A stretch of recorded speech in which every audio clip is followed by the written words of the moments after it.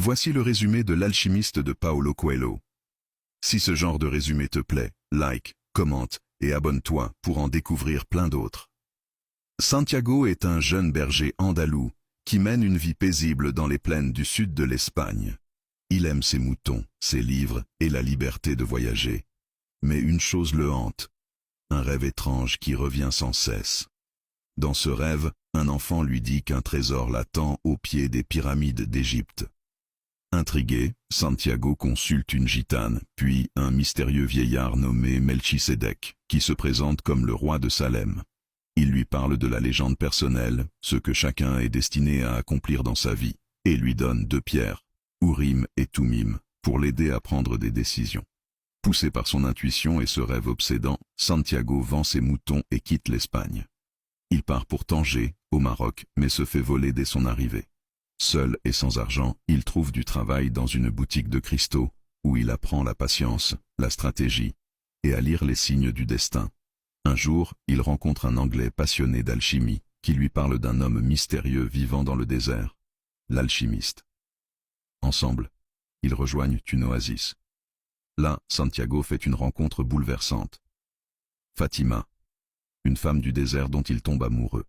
Il hésite à poursuivre sa quête, mais elle lui dit « Accomplis ta légende personnelle. Je t'attendrai. » Santiago continue donc son chemin, guidé par l'alchimiste, qui lui enseigne que la vraie alchimie n'est pas de transformer le plomb en or, mais de se transformer soi-même. Il lui apprend à écouter son cœur, à faire confiance aux signes et à comprendre le langage universel du monde. Arrivé enfin aux pyramides, Santiago commence à creuser. Mais il est attaqué par des brigands. L'un d'eux, moqueur, lui raconte qu'il a fait un rêve absurde. Un trésor caché sous un sycomore, dans une vieille église, en Espagne.